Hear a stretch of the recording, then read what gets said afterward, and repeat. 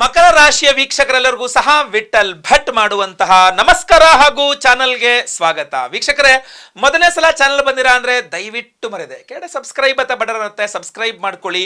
Bell button ಬರುತ್ತೆ, bell button click ಮಾಡಿ all ಅಂತ ಮಾಡ್ಲಿಕ್ಕೆ ದಯವಿಟ್ಟು ಮರಿಬೇಡಿ. ಇನ್ನು ಈ ವಿಡಿಯೋ ನಿಮಗೆ ಇಷ್ಟ ಆಯಿತು ಅಂದ್ರೆ ದಯವಿಟ್ಟು ಲೈಕ್ ಮಾಡ್ಲಿಕ್ಕೆ ಮರಿಬೇಡಿ. ವಾಟ್ಸ್ಆಪ್, ಫೇಸ್ಬುಕ್, ಮೆಸೆಂಜರ್, ಟೆಲಿಗ್ರಾಮ್ ಎಲ್ಲ ಕಡೆ ಸಾಮಾಜಿಕ ಜಾಲತಾಣಗಳಲ್ಲಿ ನಮ್ಮ ಈ ವಿಡಿಯೋನ ಶೇರ್ ಮಾಡ್ಲಿಕ್ಕೆ ದಯವಿಟ್ಟು ಮರಿಬೇಡಿ. ಬಹಳ ಪ್ರಮುಖವಾದಂತಹ ವಿಡಿಯೋ ಮಕರ ರಾಶಿಯವರಿಗೆ ಫೆಬ್ರವರಿ ತಿಂಗಳ ಮಾಸ ಭವಿಷ್ಯ, ಶುಭ ವಿಚಾರ, ಎಚ್ಚರಿಕೆಗಳು ಎಲ್ಲದೂ ಸಹ ಇರ್ತದೆ. 2024ನೇ ಇಸ್ವಿ ಫೆಬ್ರವರಿ ತಿಂಗಳು ಮಕರ ರಾಶಿಯವರಿಗೆ ಯಾವ ರೀತಿಯಲ್ಲಿ ಇರಲಿದೆ ಖಂಡಿತ ಬನ್ನಿ ನೋಡೋಣ. ಅದಕ್ಕಿಂತ ಮುಂಚೆ ಫೆಬ್ರವರಿ ತಿಂಗಳ ಗ್ರಹ ಸ್ಥಿತಿಗಳು ಏನು ಹೇಳುತ್ತೆ ನೋಡೋಣ ಬನ್ನಿ. ಫೆಬ್ರವರಿ ತಿಂಗಳಲ್ಲಿ ಪ್ರಮುಖವಾಗಿ ಚಂದ್ರನನ್ನು ಹೊರತುಪಡಿಸಿ ಪ್ರಮುಖವಾಗಿ ಒಂದು 5 ಗ್ರಹ ಸ್ಥಿತಿಗಳಲ್ಲಿ ಬದಲಾವಣೆಗಳು 5 ಬದಲಾವಣೆಗಳಾಗುತ್ತಾ ಇದೆ. ಫೆಬ್ರವರಿ 1ನೇ ತಾರೀಕೆ ಮಕರ ರಾಶಿಗೆ ಬುಧ ಗ್ರಹ ಬರ್ತಾನೆ. ಫೆಬ್ರವರಿ 5ನೇ ತಾರೀಕು ಮಕರ ರಾಶಿಗೆ ಕುಜ ಗ್ರಹ ಬರ್ತಾನೆ. ಫೆಬ್ರವರಿ 11ನೇ ತಾರೀಕು ಮಕರ ರಾಶಿಗೆ ಶುಕ್ರ ಗ್ರಹ ಬರ್ತಾನೆ. ಒಂಥರ ಮಕರಕ್ಕೆ 3 ಗ್ರಹಗಳು ಅಂದ್ರೆ ತ್ರಿಗ್ರಹ ಯೋಗ ಮಕರ ರಾಶಿಯಲ್ಲಿ. ಫೆಬ್ರವರಿ 13ನೇ ತಾರೀಕು ಕುಂಭರಾಶಿಗೆ ರವಿಗ್ರಹ ಬರ್ತಾನೆ. ಫೆಬ್ರವರಿ 19ನೇ ತಾರೀಕು ಕುಂಭರಾಶಿಗೆ ಬುಧ ಗ್ರಹ ಬರ್ತಾನೆ. ಅಲ್ಲಿಗೆ 13ನೇ ತಾರೀಕಿನ ತನಕ ನೋಡೋದಾದ್ರೆ ಚತುರ್ಗ್ರಹ ಯೋಗನೂ ಆಗತ್ತೆ. 4 ಗ್ರಹಗಳು ಮಕರ ರಾಶಿಯಲ್ಲಿ ಸಂಚಾರ ಅಂತ ಕಂಡು ಬರ್ತಾ ಇದೆ. ಇದೆಲ್ಲದೂ ಸಹ ಈ ಸಂಚಾರವನ್ನ ನೋಡಬೇಕಾಗ್ತದೆ. ಇನ್ನು ಹೀಗಿರುವಾಗ ಶುಭ ವಿಚಾರಗಳು, ಎಚ್ಚರಿಕೆಗಳು ನೋಡೋಣ. ಫೆಬ್ರವರಿ ತಿಂಗಳ ಗ್ರಹ ಸ್ಥಿತಿಗಳು ಇರಬೇಕಾದ್ರೆ ಮೊದಲನೇದಾಗಿ ಮಕರ ರಾಶಿಯ ವಿದ್ಯಾರ್ಥಿಗಳಿಗೆ ಯಾವ ರೀತಿಯಲ್ಲಿ ಇರಲಿದೆ ಅನ್ನುವಂಥದ್ದು ನೋಡೋಣ. ಮಕರ ರಾಶಿಯ ವಿದ್ಯಾರ್ಥಿಗಳಿಗೆ ನೋಡಿ, ಬಹಳ ಒಂದು ಚತುರ್ಗ್ರಹ ಯೋಗ, 4 ಗ್ರಹಗಳು ನಿಮ್ಮ ರಾಶಿಯಲ್ಲಿ ಇರಲಿದ್ದಾರೆ. ಸೊ ವಿದ್ಯಾರ್ಥಿಗಳಿಗೆ ಮೊಟ್ಟ ಮೊದಲನೇದಾಗಿ ಕುಜ ಪರಮೋಚ್ಚ ಸ್ಥಿತಿಯಲ್ಲಿ ನಿಮ್ಮ ರಾಶಿಯಲ್ಲಿ ಇರ್ತಾನೆ ಅಂತಂದ್ರೆ ಬಹುಮುಖ್ಯವಾಗಿ ನಾನು ನಿಮಗೆ ಹೇಳ್ತಕ್ಕಂಥದ್ದು ಏನಪ್ಪಾ ಅಂತಂದ್ರೆ ಸಿಟ್ಟು ಕಂಟ್ರೋಲ್ ಮಾಡ್ಕೋಬೇಕು. ಅಹಂಕಾರದಲ್ಲಿ ದುರಹಂಕಾರದಲ್ಲಿ ಮೆರೀತಾರೆ. ಬರೀ ಅಹಂಕಾರ ಅಲ್ಲ, ದುರಹಂಕಾರ ಬಂದ್ಬಿಟ್ರು ಆಶ್ಚರ್ಯ ಇಲ್ಲ.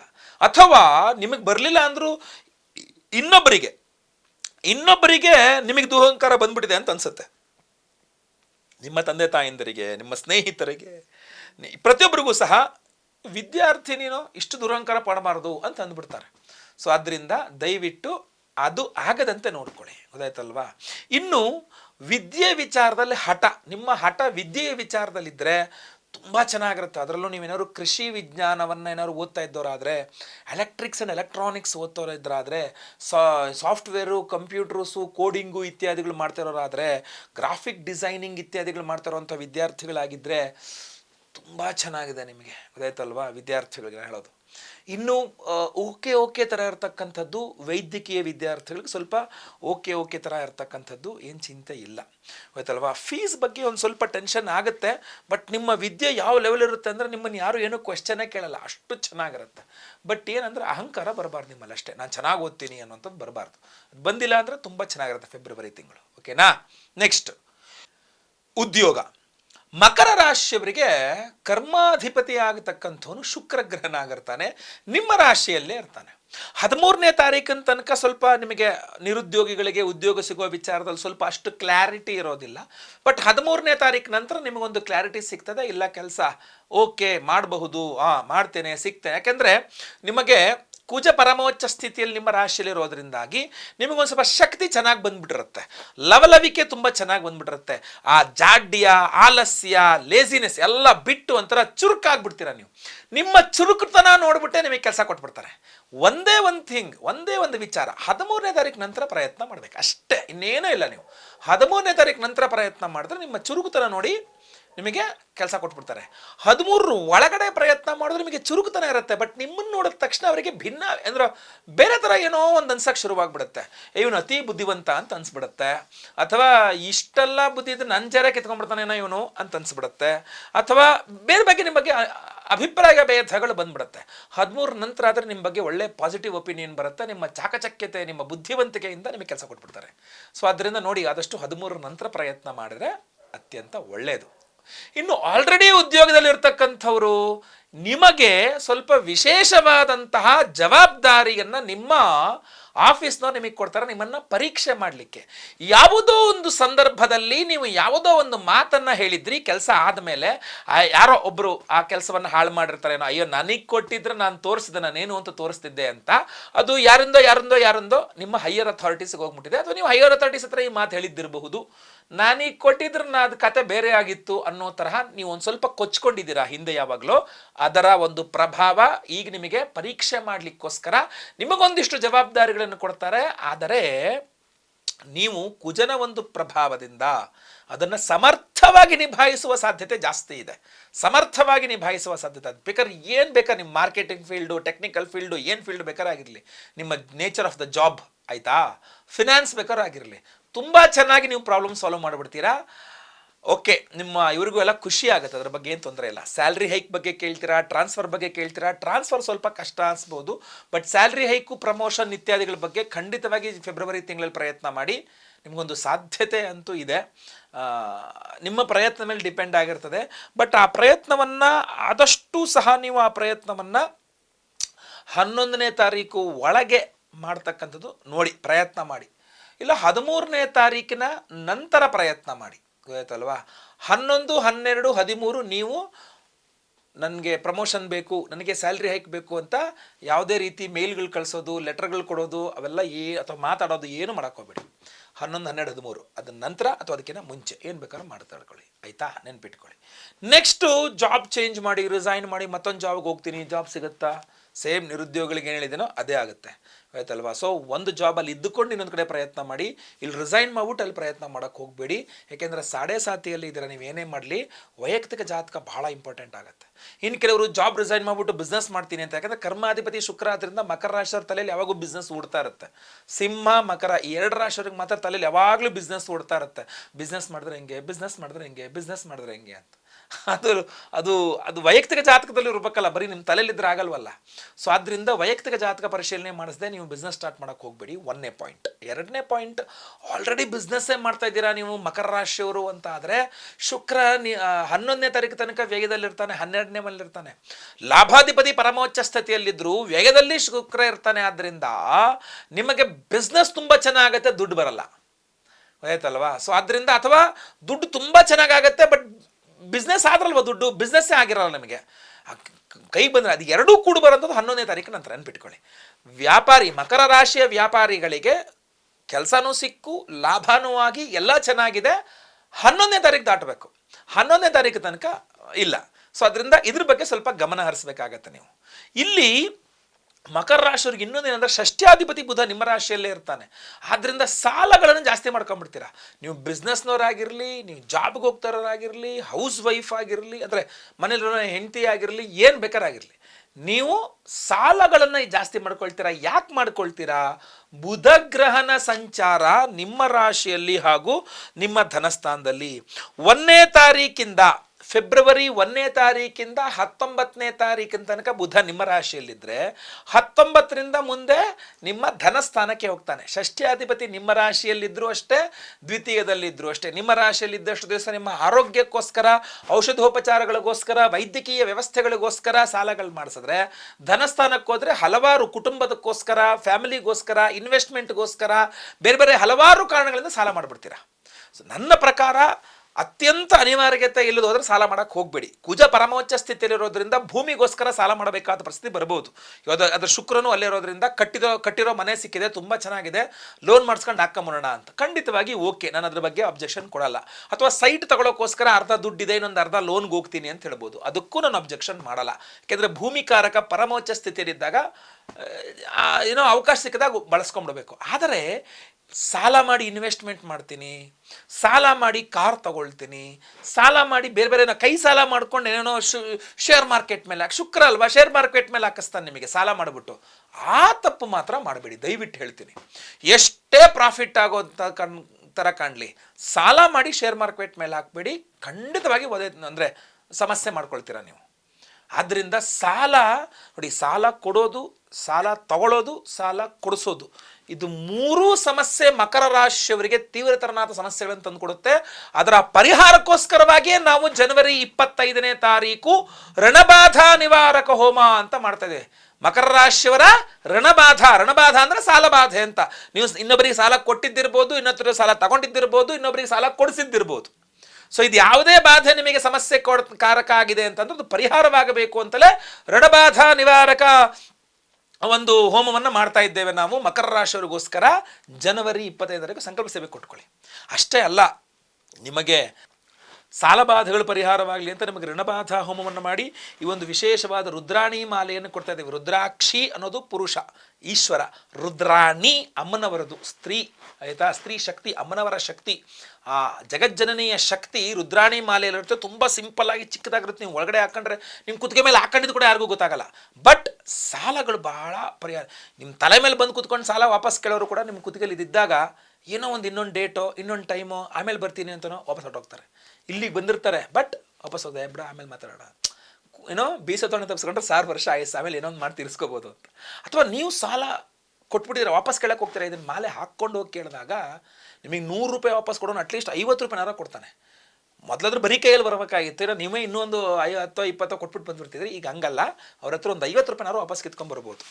ಸೊ ಮಕರ ರಾಶಿಯವರಿಗೆ ಸಾಲದ ವಿಚಾರಗಳ ಅನುಕೂಲ. ಅಷ್ಟೇ ಅಲ್ಲ, ನೀವೇನಾದ್ರು ಬಂಗಾರ ಅಡ ಇಟ್ಟಿದ್ರೆ, ಬಂಗಾರ ಬಿಡ್ಸೋಕ್ಕಾಗದೆ ಒದ್ದಾಡ್ತಾ ಇದ್ರೆ, ಬಂಗಾರದ ಬಡ್ಡಿನೂ ಕಟ್ಟೋಕ್ಕಾಗ್ತಾಯಿಲ್ಲ, ಬಂಗಾರನೇ ಸಿಗ್ತಾಯಿಲ್ಲ, ಬಹಳ ಇದಂತಂದ್ರೆ ನಾವು ಸ್ವರ್ಣಾಕರ್ಷಣ ಭೈರವ ಹೋಮವನ್ನು ಮಾಡ್ತಾ ಇದ್ದೇವೆ. ಅದರಲ್ಲಿಯೂ ಸಹ ಈ ಒಂದು ಮಾಲೆ, ರುದ್ರಾಣಿ ಮಾಲೆ ಅಭಿಮಂತ್ರಣವಾಗಿರುತ್ತೆ. ಅಮ್ಮನವರ ಅನುಗ್ರಹದಿಂದ ಅಡಮಾನ ಇಟ್ಟು ಬಂಗಾರ ವಾಪಸ್ ಬರೋಂಗಾಗಲಿ. ಯಾವತ್ತೂ ಇನ್ಮೇಲೆ ಬಂಗಾರ ಅಡ ಇಡೋಕ್ಕೆ ಹೋಗ್ಬೇಡಿ. ಬಂಗಾರ ಅಡ ಇಡೋದು ದರಿದ್ರ ಲಕ್ಷಣ. ದಯವಿಟ್ಟು ಆ ಕೆಲಸವನ್ನು ಮಾಡಬೇಡಿ. ಗೊತ್ತಾಯ್ತಲ್ವಾ? ನೀವೇನು ಗುರುಳೆ ನೀವು ಹೇಳ್ಬಿಡ್ತೀರಾ ನಮಗೆ ಬೇರೆ ಕಡೆ ವ್ಯವಸ್ಥೆ ಆಗಬೇಕಲ್ಲ ಅಂದರೆ ಇಲ್ಲ. ಅದರಿಂದ ಇನ್ನೂ ದಾರಿದ್ರ್ಯವೇ ಬರ್ತದೆ ವಿನಃ, ಬಂಗಾರ ಅಡ ಇಡೋದ್ರಿಂದ ದಾರಿದ್ರ್ಯವೇ ಬರ್ತದೆ ವಿನಃ ನಿಮಗೆ ಸಂಪತ್ತುಗಳೇನು ಬರಲ್ಲ. ಗೊತ್ತಾಯ್ತಲ್ವಾ? ಸೊ ದಯವಿಟ್ಟು ಆ ಕೆಲಸವನ್ನು ಮಾಡಬೇಡಿ. ಅಡಮಾನ ಇಟ್ಟ ಬಂಗಾರವನ್ನು ತಕ್ಷಣ ಬಿಡಿಸ್ಕೊಂಬಿಡಿ. ಎಷ್ಟೋ ಜನ ಮಂಗಳಸೂತ್ರವನ್ನು ಅಡಮಾನ ಇಡ್ತಾರೆ, ನನಗೆ ಭಾಳ ಬೇಸರ ಆಗುತ್ತೆ. ದಯವಿಟ್ಟು ಆ ಕೆಲಸ ಮಾಡಬೇಡಿ. ಫಸ್ಟ್ ಬಂಗಾರವನ್ನು ಬಿಡಿಸ್ಕೊಂಬನ್ನಿ. ಸ್ವರ್ಣಾಕರ್ಷಣ ಭೈರವ ಹೋಮದ ಒಂದು ಪ್ರಸಾದ ಸ್ವರೂಪ ರುದ್ರಾಣಿ ಮಾಲೆ ನಿಮ್ಮ ಕುತ್ತಿಗೆಯಲ್ಲಿದ್ದಾಗ ಅದಕ್ಕೂ ನಿಮಗೆ ಅನುಕೂಲ ಆಗುತ್ತೆ. ಈಗ ನೋಡಿ, ಮಾಲೆ ಹಾಕಿದ ತಕ್ಷಣ ನಿಮಗೇನು ದುಡ್ಡು ಬಂದ್ಬಿಟ್ಟು ಏನು ಸಾಧಿಸ್ಬಿಡೋಣ, ಬಟ್ ಒಂದು ಪ್ರೇರಣೆ ಒಳಗಡೆಯಿಂದ ಬಂದಾಗ ಇಲ್ಲ ನಾನು ಬಂಗಾರ ಅಡ ಇಡಬಾರ್ದು, ಫಸ್ಟ್ ಬಿಡಿಸ್ಕೊಂಬರ್ಬೇಕು ಅಂತಂದರೆ ನೀವು ಇತರೆ ಖರ್ಚುಗಳು ಮಾಡ್ತಿರಲ್ಲ, ಆ ಇತರೆ ಖರ್ಚುಗಳು ವೇಸ್ಟಾಗಿ ನೀವು ಹಾಳು ಮಾಡೋ ದುಡ್ಡಲ್ಲಿ ಹೋಗಿ ಬಂಗಾರ ಬಿಡಿಸ್ಕೊಂಬಂದ್ಬಿಡ್ಬೋದು. ಗೊತ್ತಾಯ್ತಲ್ವಾ? ಸಾಲಗಳು ತೀರಿಸ್ಬಿಟ್ಟು ಬಂದ್ಬಿಡ್ಬೋದು. ಅಥವಾ ಮರುಪಾವತಿಗೆ ಹೋಗಿ ಕಿತ್ಕೊಂಡ್ಬಂದ್ಬಿಡ್ಬೋದು ದುಡ್ಡನ್ನ, ಕೊಡೀಲಿ ಅಂತೇಳ್ಬಿಟ್ಟು. ಯಾರ್ಯಾರಿಗೋ ನಿಮ್ಮ ಬಂಗಾರ ಅಡ ಇಟ್ಬಿಟ್ಟು ಯಾರ್ಯಾರಿಗೋ ಸಾಲ ಕೊಟ್ಟಿದ್ದೀರಲ್ಲ ನೀವು, ಯಾರಿಗೋ ಉದ್ಧಾರ ಮಾಡೋಕ್ಕೋಗಿ ಅವರು ಉದ್ಧಾರ ಆಗಲ್ಲ, ನಿಮ್ಮ ದುಡ್ಡು ಹಾಳಾಗ್ತಿರತ್ತೆ. ಅಟ್ಲೀಸ್ಟ್ ಆ ದುಡ್ಡನ್ನು ವಾಪಸ್ಸಾರು ಕಿತ್ಕೊಂಬಂದು ನಿಮ್ಮ ಬಂಗಾರನಾರು ಬಿಡಿಸ್ಕೊಂಬನ್ರಿ. ಕಾಂಬಿನೇಷನ್ ತುಂಬ ಚೆನ್ನಾಗಿ ಕೆಲಸ ಮಾಡುತ್ತೆ. ಸಂಕಲ್ಪ ಸೇವೆಗೆ ಹೆಸರು ಕೊಟ್ಕೊಳ್ಳಿ. ವಿಶೇಷವಾದ ಒಂದು ಮಂತ್ರವನ್ನು ಈ ವಿಡಿಯೋ ಎಂಡಲ್ಲಿ ಹೇಳ್ತೀನಿ. ಅದನ್ನು ಡೈಲಿ ಬೆಳಗ್ಗೆ ಒಂದು 5 ಸಲ ಕೇಳಿಸ್ಕೊಳ್ತಾ ಇದ್ದರೆ ಯಾವ ಬಾಧೆ ಇದ್ದರೂ ಪರಿಹಾರವಾಗುತ್ತೆ. ಬರೀ ಸಾಲ ಅಲ್ಲ, ಯಾವ ಬಾಧೆ ಇದ್ದರೂ ಪರಿಹಾರವಾಗುತ್ತೆ. ಸೊ ಅದರಿಂದ ಅದನ್ನು ಕರೆಕ್ಟಾಗಿ ಮಾಡ್ಕೊಳ್ಳಿ, ಖಂಡಿತವಾಗಿ ನಿಮಗೆ ಅನುಕೂಲವಾಗುತ್ತೆ. ಆಯ್ತಲ್ಲ? ಇದು ವ್ಯವಹಾರಗಳಾಯಿತು. ಇನ್ನು ಮಕರ ರಾಶಿಯವರ ವ್ಯಾಪಾರ ವ್ಯವಹಾರ ಆದಮೇಲೆ ಆರೋಗ್ಯ. ಮಕರ ರಾಶಿಯವರ ಆರೋಗ್ಯದಲ್ಲಿ ಮಾತ್ರ ಅದ್ಭುತವಾದಂಥ ಆರೋಗ್ಯ ಅಂತ ಹೇಳ್ಬೋದು. ಏನೇನು ಆಗ್ತಾಯಿದೆ ಅಂತಲೇ ಗೊತ್ತಾಗಲ್ಲ, ಬಟ್ ರಕ್ತದೊತ್ತಡ ಜಾಸ್ತಿ ಆಗುತ್ತೆ, ಬಿ ಪಿ ಜಾಸ್ತಿ ಆಗ್ಬಿಡುತ್ತೆ ನಿಮಗೆ. ಯಾಕಂದರೆ ನಿಮ್ಮ ರಾಶಿಯಲ್ಲಿ ಪರಮೋಚ್ಚ ಸ್ಥಿತಿಯಲ್ಲಿ ಕುಜ ಅಂದರೆ ಬಿ ಪಿ ಪರಾಕಾಷ್ಠೆಗೆ ಹೋಗ್ಬಿಡುತ್ತೆ ನಿಮ್ಮದು. ಖಂಡಿತವಾಗಿ ಅದರಲ್ಲಿ ನಿಮ್ಗೆ ಡೌಟೇ ಇಲ್ಲ. ಆಮೇಲೆ ಮಕರ ರಾಶಿಯ ಸ್ತ್ರೀಯರಿಗೆ ಪೀರಿಯಡ್ಸ್ ಪ್ರಾಬ್ಲಮ್ ಜಾಸ್ತಿ ಆಗುತ್ತೆ. ತುಂಬ ಹೋಗ್ತಕ್ಕಂಥದ್ದು, ಹೊರಗೆ ಹೋಗ್ತಕ್ಕಂಥ ಶರೀರದಿಂದ ತುಂಬ ಜಾಸ್ತಿ ಆಗಿಬಿಡುತ್ತೆ. ಏನೂ ಮಾಡೋಕ್ಕಾಗಲ್ಲ. ಅದು ಕುಜ ನಿಮ್ಮ ರಾಶಿಯಲ್ಲೇ, ಅದು 5ನೇ ತಾರೀಕು ನಂತರ, ಫೆಬ್ರವರಿ ತಿಂಗಳ ಮೊದಲನೇ ವಾರದ ಒಳಗಡೆ ಪೀರಿಯಡ್ಸ್ ಮುಗಿದೋಗುತ್ತೆ ನಿಮ್ಮದು ಅಂದರೆ ಭಾಳ ಲಕ್ಕಿ ಫೆಲೋ ಮಕರ ರಾಶಿ ಸ್ತ್ರೀಯರು ನೀವು. ಏನಾದ್ರು 5ನೇ ತಾರೀಕು ನಂತರ ನಿಮಗೆ ಪೀರಿಯಡ್ ಸ್ಟಾರ್ಟ್ ಆಗುತ್ತೆ ಅಂದರೆ ಸ್ವಲ್ಪ ಜಾಸ್ತಿ ಸಮಸ್ಯೆ ಆಗುತ್ತೆ. ಆಯ್ತಲ್ವ? ಅದಕ್ಕೆ ನೀವು ಕೆಂಪು ವಸ್ತ್ರದಲ್ಲಿ ತೊಗರಿ ಬೇಳೆಯನ್ನು ದಾನ ಮಾಡಿಬಿಡಿ ಮೊದಲೇ. ಆಮೇಲೆ ನಂತರದ ಸಮಸ್ಯೆ ಆಗಲಿಕ್ಕಿಲ್ಲ. ಇನ್ನು ಬ್ಲಡ್ ಪ್ರೆಷರ್ ಅಂತೂ ಆಗ್ಬಿಡುತ್ತೆ. ಅದರಿಂದ ಹೈ ಬಿ ಪಿನೇ ಆಗುವ ಸಾಧ್ಯತೆ ಜಾಸ್ತಿ ಇರ್ತದೆ. ಆದ್ದರಿಂದ ಅದು ಸಂಬಂಧಪಟ್ಟಂಥ ಆಹಾರ ಕ್ರಮಗಳನ್ನು ಸರಿ ಮಾಡ್ಕೊಳ್ಳಿ. ಎಣ್ಣೆಯಲ್ಲಿ ಕರಿದ ಪದಾರ್ಥಗಳನ್ನ ಜಾಸ್ತಿ ತಿನ್ನಬೇಡಿ. ಹುಳಿ ಪದಾರ್ಥಗಳು, ಹುಣಸೆಹಣ್ಣು ಪದಾರ್ಥಗಳು ಜಾಸ್ತಿ ತಿನ್ನೋಕೋಬೇಡಿ. ಆಮೇಲೆ ಖಾರ ತುಂಬ ಜಾಸ್ತಿ ತಿನ್ನೋಕೋಬೇಡಿ, ಹಸಿ ಖಾರ ಎಲ್ಲ. ಉಪ್ಪು ಬಿಟ್ಟುಬಿಡಬೇಕು ದಯವಿಟ್ಟು. ಮಕರ ರಾಶಿಯವರು ನಿಮ್ಮ ಆಹಾರದಲ್ಲಿ ಮೇಲುಪ್ಪನ್ನು ತಕ್ಷಣ ಸ್ಟಾಪ್ ಮಾಡಬೇಕು. ಈಗಲಿಂದನೇ ಸ್ಟಾಪ್ ಮಾಡಬೇಕು. ಜನವರಿಯಿಂದಲೇ ಸ್ಟಾಪ್ ಮಾಡಬೇಕು. ಫೆಬ್ರವರಿ ಆಮೇಲಲ್ಲ, ಈಗಲೇ ಸ್ಟಾಪ್ ಮಾಡಿಬಿಡ್ಬೇಕು. ಯಾಕೆಂದರೆ ಮಕರ ರಾಶಿಯವರಿಗೆ ಬಿ ಪಿ ಜಾಸ್ತಿ ಮಾಡಿಬಿಡುತ್ತೆ. ಮೇಲುಪ್ಪು ಅಂದರೆ ಅಡುಗೆಗೆ ಹಾಕಿ ಉಪ್ಪು ಅಲ್ಲದೆ ನೀವು ಅನ್ನ ಹಾಕಿ ಸಾಂಬಾರು ಹಾಕೊಂಡು ಮೇಲಿಂದ ಮತ್ತೆ ಉಪ್ಪು ಹಾಕೊಂಡು ಬೇರೆ ಕಲ್ಸ್ಕೊಂತೀರಲ್ಲ, ಅದನ್ನು ಸ್ಟಾಪ್ ಮಾಡಲೇಬೇಕು ನೀವು. ಇಲ್ಲಾಂದರೆ ತುಂಬ ಪ್ರಾಬ್ಲಮ್ ಆಗಿಬಿಡುತ್ತೆ. ಸೊ ದಯವಿಟ್ಟು ಅದನ್ನು ಮಾಡಬೇಡಿ, ಆಯಿತಾ? ಆದಷ್ಟು ಮೇಲುಪ್ಪು ಬಿಟ್ಬಿಡಿ, ಅಡುಗೆಗೆ ಏನು ಹಾಕಿರ್ತಾರೋ ಅಷ್ಟೇ ಸಾಕು. ಅದು ನಿಮಗೆ ಸಪ್ಪೆ ಅನಿಸಿದ್ರು ಒಂದು ತಿಂಗಳು ಹಂಗೆ ಊಟ ಮಾಡಿ, ಏನು ತೊಂದರೆ ಇಲ್ಲ, ಇವತ್ತಲ್ವಾ. ಸೊ ಆರೋಗ್ಯ ಬಗ್ಗೆ ಸ್ವಲ್ಪ ಹೆಚ್ಚಿನ ಗಮನ ಹರಿಸಿ. ನಿಮ್ಮ ರಾಶಿಯಲ್ಲಿಯೇ 4 ಗ್ರಹಗಳಿದ್ದ, ಅಷ್ಟಮಾಧಿಪತಿ ರವಿ, ಬುಧ, ಷಷ್ಠ್ಯಾಧಿಪತಿ ಎಲ್ಲ ಇದ್ದಾಗ ಸ್ವಲ್ಪ ಈ ಸಪ್ತಮಕ್ಕೆ ಕುಜನ ದೃಷ್ಟಿ ಇದ್ದಾಗ ಸ್ವಲ್ಪ ಆಕ್ಸಿಡೆಂಟ್ಗಳು, ಕೈ ಕುಯ್ಕೊಳ್ಳೋದು, ಕಾಲು ಏಟ್ ಮಾಡ್ಕೊಳ್ಳೋದು, ಕೈ ಏಟ್ ಮಾಡ್ಕೊಳ್ಳೋದು, ರಕ್ತ ಬರುವ ಯೋಗ. ಅದು ಸುಳ್ಳಾಗ್ಬಿಡ್ಲಿ ನಾನು ಹೇಳಿದ್ದು ಜ್ಯೋತಿಷ್ಯ, ಇದು ಈ ಒಂದು ಜ್ಯೋತಿಷ್ಯ ನಾನು ಹೇಳಿದ್ದು ಸುಳ್ಳಾಗ್ಬಿಡ್ಲಿ, ನಿಮಗೇನು ಆಗದೆ ಇರಲಿ, ಬಟ್ ರಕ್ತ ಹೊರಗಡೆ ಬಂದು ನೆಲಕ್ಕೆ ಬೀಳುವ ಯೋಗ ಅಂತ. ಸೊ ಅದಾಗದೇ ಇರಲಿ, ಸ್ವಲ್ಪ ಆದಷ್ಟು ಎಚ್ಚರಿಕೆ ವಹಿಸಿ. ಕೆಂಪು ವಸ್ತ್ರದಲ್ಲಿ ತೊಗರಿಬೇಡ ದಾನ ಮಾಡಿ. ಈ ವಿಡಿಯೋ ಎಂಡಲ್ಲಿ ಒಂದು ಸ್ತೋತ್ರ ಹೇಳ್ತೀನಿ, ನಾನು ಡೈಲಿ ಅದನ್ನೊಂದು 5 ಸಲ ಕೇಳಿಸ್ಕೊಳ್ಳಿ. ಅದ್ರ ಜೊತೆಗೆ ಸಾಧ್ಯವಾದರೆ ನಮ್ಮ ಸಂಕಲ್ಪ ಸೇವೆ ಕೊಟ್ಕೊಳ್ಳಿ. ನಾಗಾರಾಧನೆ, ಕುಜಶಾಂತಿ ಹೋಮವನ್ನು ವಿಶೇಷವಾಗಿ ಮಾಡ್ತೇವೆ, ಆದ್ದರಿಂದ ಅನುಕೂಲ ಆಗುತ್ತೆ. ಸಂಕಲ್ಪ ಸೇವೆ ಕೊಟ್ಕೊಂಡು ರುದ್ರಾಣಿ ಮಾಲೆಯನ್ನು ಕುತ್ತಿಗೆಯಲ್ಲಿ ಹಾಕೊಂಡಾಗ ಅನುಕೂಲ ಆಗತ್ತೆ. ಅದು ನನ್ನ ಕಡೆಯಿಂದ ಒಂದು ಪ್ರಯತ್ನ, ನಿಮಗೆ ಒಳ್ಳೆಯದಾಗಲಿ ಅಂತ, ಆಯಿತಾ. ಇದು ಆರೋಗ್ಯ ವಿಚಾರ. ಇನ್ನು ವಿವಾಹ, ಮಕರ ರಾಶಿಯವರಿಗೆ ವಿವಾಹ ಪ್ರತಿಬಂಧಕವಾಗುವಂತಹ ಯೋಗ ಫಲಗಳು ಅಂತ ಏನು ವಿಶೇಷ ಇಲ್ಲ. ಬಟ್ ಸಪ್ತಮಕ್ಕೆ ಕುಜದೃಷ್ಟಿ ಇದ್ದಾಗ ನೀವೇ ಬರುವಂತಹ ಅವಕಾಶಗಳನ್ನು ನೀವೇ ಹಾಳು ಮಾಡ್ಕೊಳ್ತೀರ. ನಿಮ್ಮಲ್ಲಿ ಒಂದು ಶ್ರೇಷ್ಠತ್ವದ ಮನೋಭಾವ, ನಾನು ಇಷ್ಟು ಚೆನ್ನಾಗಿದ್ದೀನಿ ರೀ, ಈ ಹುಡುಗಿ ಚೆನ್ನಾಗಿಲ್ಲ, ನಾನು ಇಷ್ಟು ಚೆನ್ನಾಗಿದ್ದೀನಿ ರೀ, ಈ ಹುಡುಗ ಚೆನ್ನಾಗಿಲ್ಲ, ನಾನು ಇಷ್ಟೆಲ್ಲ ಕಲ್ತಿದ್ದೀನಿ, ಈ ಹುಡುಗ ಕಲ್ತಿಲ್ಲ, ನಾನು ಇಷ್ಟೆಲ್ಲ ದುಡ್ಡಿದೆ ನನಗೆ, ಇವರು ಫ್ಯಾಮಿಲಿ ಭಾಳ ಬಡವರು, ಅಥವಾ ನಾನು ಹಿಂಗೆ ಈ ಲೆವೆಲ್ ಒಳ್ಳೆ ಜಾಬಲ್ಲಿದ್ದೀನಿ, ಒಳ್ಳೆ ಜಾಬ್ ಇಲ್ಲ ಇವರಿಗೆ. ಸೊ ಈ ಥರ ಹಲವಾರು ಕಾರಣಗಳ ನಿಮ್ಮನ್ನು ನೀವು ಶ್ರೇಷ್ಠತ್ವಕ್ಕೆ ಹೋಲಿಸ್ಕೊಂಡು, ನಿಮಗೆ ಬರುವ ಸಂಬಂಧಗಳನ್ನು ಬಹಳ ಕೆಳಗಿನ ಮಟ್ಟಕ್ಕೆ ಹೋಲಿಸ್ಕೊಂಡು ನೀವೇ ಬೇಡ ಅಂತ ಹೇಳ್ತೀರಾ, ಅಹಂಕಾರ ತೋರಿಸ್ತೀರಾ, ದರ್ಪದೊಂದಿಗೆ ಅವರೊತ್ತಿಗೆ ಮಾತಾಡ್ತೀರಾ. ಅದು ಏನಾಗ್ಬಿಡುತ್ತೆ ಗೊತ್ತಾ, ಆ ಬ್ರೋಕರ್ಗೆ, ಮ್ಯಾರೇಜ್ ಬ್ರೋಕರ್ಗೆ ಅಥವಾ ಆ ಕಡೆಯವ್ರಿಗೆ ಏನಾಗ್ಬಿಡುತ್ತೆ, ಅದು ವಿಶೇಷವಾಗಿ ಮ್ಯಾರೇಜ್ ಬ್ರೋಕರು, ಈ ಸಂಬಂಧದ ಕತೆ ಬಿಡಲಿ, ಬೇರೆ ಸಂಬಂಧಗಳು ನಿಮ್ಮ ಹತ್ರ ತಗೊಂಬರಲ್ಲ. ಈ ಥರ ಮಾತಾಡಿದ್ರೆ ಯಾರು ಬರ್ತಾರೆ, ಹೋಗ್ರಿ ರೇ, ಹೇಳ್ಬೇಕಾರೆ ಮದುವೆ ಹಾಕೊಳ್ರಿ, ಈ ಥರ ನಿಮ್ಮನ್ನು, ನೀವು ಮೂಲತಃ ಈ ಥರ ಸ್ವಭಾವದವ್ರಲ್ಲ, ಬಟ್ ಫೆಬ್ರವರಿ 5ನೇ ತಾರೀಕು ದಾಟಬಿಡ್ತು ಅಂದ್ರೆ ನೀವು ಈ ಥರ ಸ್ವಭಾವದವ್ರು ಆಗ್ಬಿಡ್ತೀರಾ, ಅದು ಸಮಸ್ಯೆ. ಸೊ ಮನುಷ್ಯನಿಗೆ ಯಾವತ್ತೂ ಅಹಂಕಾರ ಬರಬಾರ್ದು, ಅದು ಬಂದುಬಿಡುತ್ತೆ, ನಿಮ್ಮ ಮಾತುಗಳಲ್ಲಿ ಬಂದುಬಿಡುತ್ತೆ, ಅದು ಬೇಡ ಅಂದರೂ ಬಂದುಬಿಡುತ್ತೆ.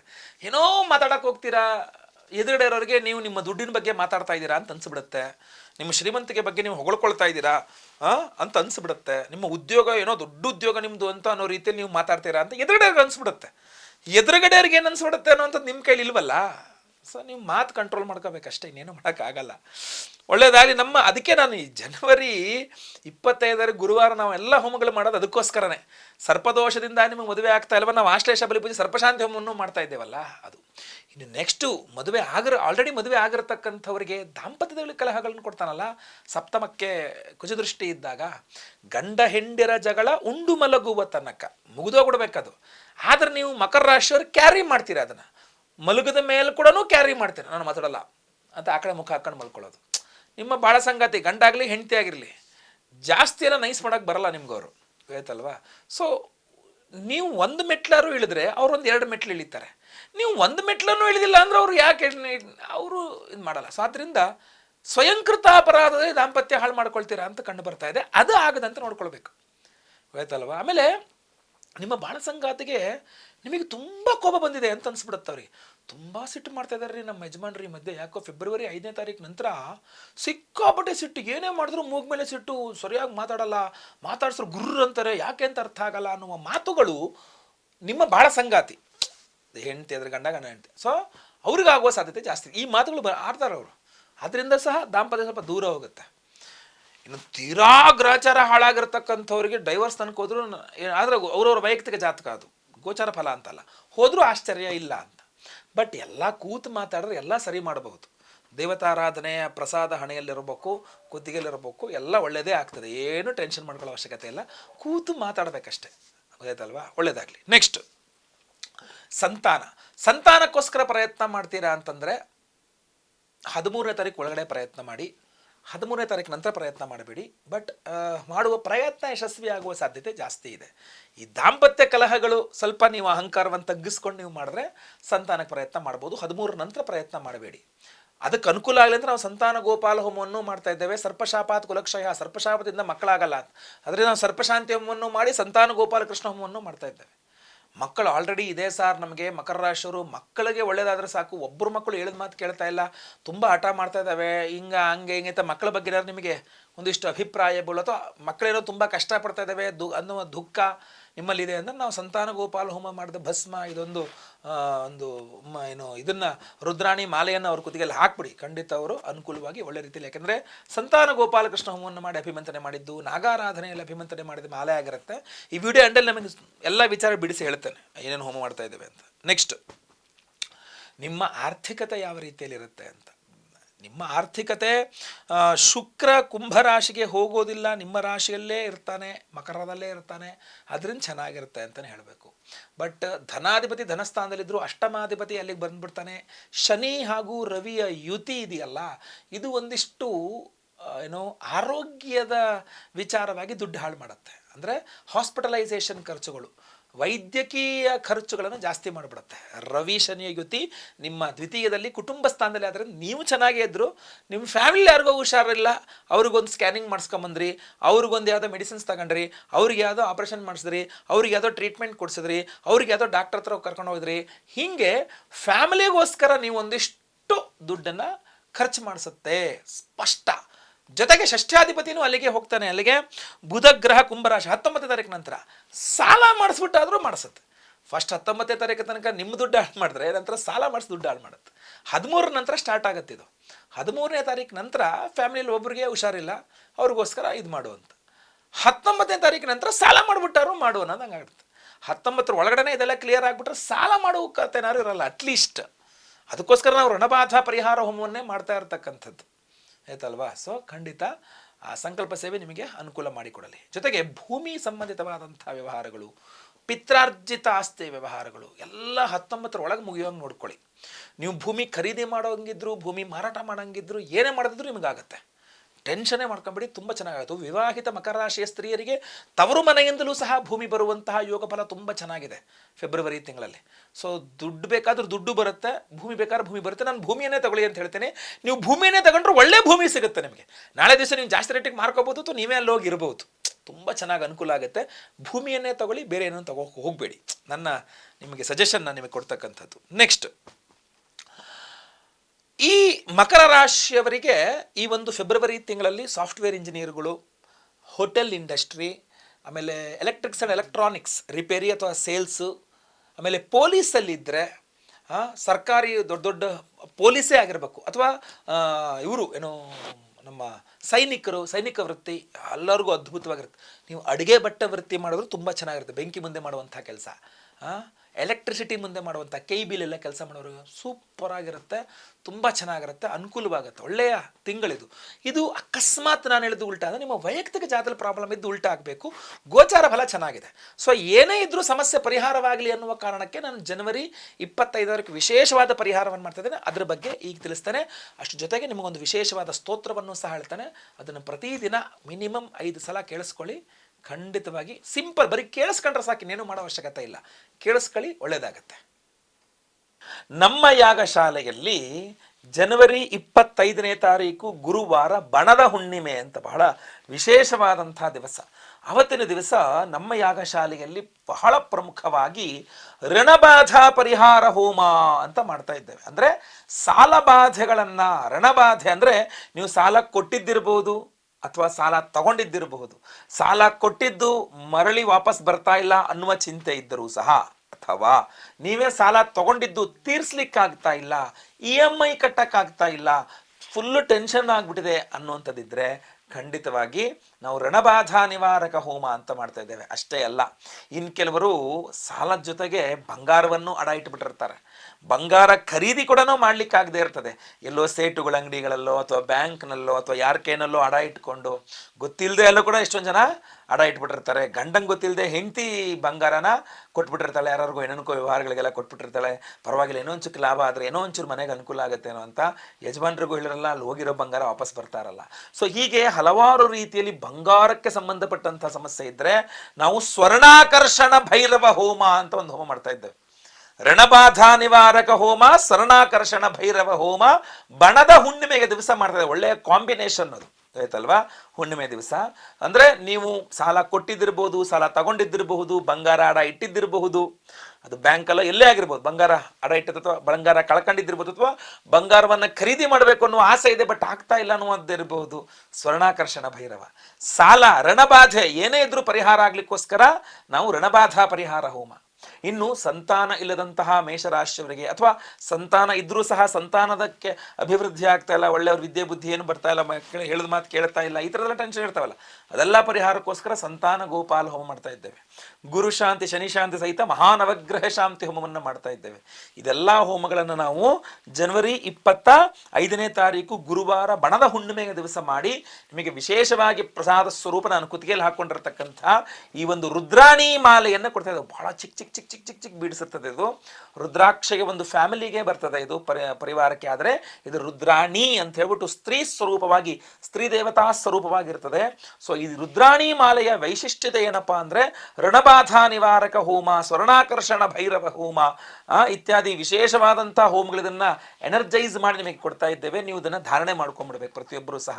ಇದೇನು ಚಿಕ್ಕದಾಗಿ ಒಳಗಡೆ ಇರ್ತದೆ, ಯಾರು ಗೊತ್ತೂ ಆಗಲ್ಲ ನೀವು ಹಾಕೊಂಡಿರ್ತಕ್ಕಂಥ, ಅಷ್ಟು ಲೈಟ್ ವೇಟು, ಅಷ್ಟು ನಿಮಗೆ ಏನು ಗೊತ್ತೇ ಆಗಲ್ಲ ಹಾಕೊಂಡಿರ್ತಕ್ಕಂಥದ್ದು. ಆದರೆ ಇದು ನಿಮ್ಮ ಸಾಲಗಳನ್ನ ತೀರಿಸುವ ವಿಚಾರದಲ್ಲಿ ನೀವು ಮಾಡುವ ದೃಢ ನಿರ್ಧಾರ ಇದೆಯಲ್ಲ, ಅದಕ್ಕೆ ಸ್ವಲ್ಪ ಸಹಾಯ ಮಾಡ್ತದೆ. ಇಲ್ಲ ಸರ್ ಇನ್ಮೇಲೆ ಸಾಲ ಮಾಡಲೇಬಾರ್ದು ಅಂತ ಅನ್ಕೊಂಡಿದ್ದೀನಿ ಅಂತ ಅನ್ಕೊಂಡ್ರು ಕೂಡ ಹೋಗಿ ಸಾಲ ಮಾಡ್ಕೊಂಡ್ ಬಂದ್ಬಿಟ್ಟಿರ್ತೀರಲ್ವಾ, ಅದನ್ನ, ಅಥವಾ ಸಾಲ ಮಾಡಲೇಬೇಕಾದ ಅನಿವಾರ್ಯತೆಗಳು ಕೆಲವರು ಸೃಷ್ಟಿ ಆಗ್ಬಿಡುತ್ತಲ್ಲ, ಅದನ್ನ ಈ ಒಂದು ರುದ್ರಾಣಿ ಮಾಲೆ ನಿಗ್ರಹ ಮಾಡ್ತದೆ. ಅಥವಾ ಸಾಲಗಳು ಕೊಟ್ಬಿಟ್ಟಿದ್ದೀರಾ, ಎಷ್ಟು ಫೋನ್ ಮಾಡ್ರು ಎತ್ತಾ ಇಲ್ಲ, ಕೈ ಸಿಗ್ತಾ ಇಲ್ಲ, ತಪ್ಸ್ಕೊಂಡು ಓಡಾಡ್ತಾ ಇದ್ದಾರೆ, ಈ ರುದ್ರಾಣಿ ಮಾಲೆ ಋಣಬಾಧಾ ನಿವಾರಕ ಹೋಮದಲ್ಲಿ ಅಭಿಮಂತ್ರಿತ ರುದ್ರಾಣಿ ಮಾಲೆಯನ್ನ ಧಾರಣೆ ಮಾಡಿಕೊಂಡು ಒಂದು ಪ್ರಯತ್ನ ಮಾಡಿ ನೋಡೋಣ. ಭಗವದಾನುಗ್ರಹ, ರುದ್ರಾಣಿ ಮಾಲೆಯ ಒಂದು ಅನುಗ್ರಹದಿಂದ, ಆ ಋಣಬಾಧಾ ನಿವಾರಕ ಹೋಮದ ಒಂದು ಅನುಗ್ರಹದಿಂದ ನಿಮ್ಮ ಕಾರ್ಯ ಸಿದ್ಧಿ ಆಗ್ಬಿಡ್ಲಿ, ಬೇಗ ಕೊಡಬೇಕಾದ್ರಲ್ಲ ವಾಪಸ್ ಬೇಗ ಕೊಟ್ಬಿಡ್ಲಿ. ಅಷ್ಟೇ ಅಲ್ಲದೆ ಈ ಬಂಗಾರದ ವಿಚಾರ, ಎಲ್ಲೆಲ್ಲೋ ಬಂಗಾರ ಅಡ ಇಟ್ಬಿಟ್ಟಿದ್ದೀರಾ, ಅಥವಾ ಬಿಡಿಸ್ಕೊಳಕ್ಕಾಗ್ತಾ ಇಲ್ಲ, ಅಥವಾ ಬಂಗಾರ ತಗೊಂಡು ನೋಡಿದ್ದೀರಾ ಖರೀದಿ ಮಾಡೋಕ್ಕಾಗ್ತಾ ಇಲ್ಲ, ಈ ಥರ ಏನೇ ಸಮಸ್ಯೆಗಳಿದ್ರು ಬಂಗಾರದ ರಿಲೇಟೆಡ್ ಆಗಿರತಕ್ಕಂಥ ಪರಿಹಾರವಾಗಲಿ ಅಂತ ನಾವು ಸ್ವರ್ಣಾಕರ್ಷಣ ಭೈರವ ಹೋಮವನ್ನು ಮಾಡಿ ಅದರಲ್ಲೂ ಈ ಒಂದು ರುದ್ರಾಣಿ ಮಾಲೆಯನ್ನ ಅಭಿಮಂತ್ರಣೆ ಮಾಡ್ತಾ ಇದ್ದೇವೆ. ಈ ರುದ್ರಾಣಿ ಮಾಲೆಯನ್ನ ಧಾರಣೆ ಮಾಡ್ಕೊಂಡು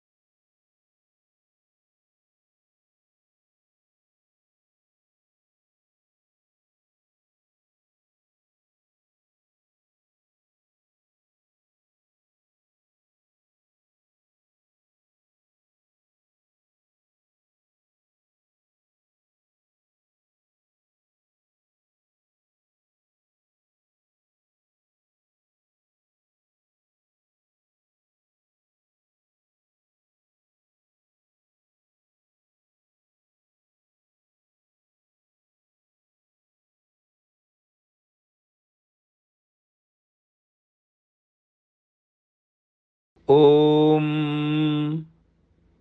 ಆರ್ತಾನಾಂ ದುಃಖ ಶಮನೆ ದೀಕ್ಷಿತಂ ಪ್ರಭುಮವ್ಯಯಂ ಅಶೇಷ ಜಗದಾಧಾರಂ ಲಕ್ಷ್ಮೀನಾರಾಯಣಂ ಭಜೆ.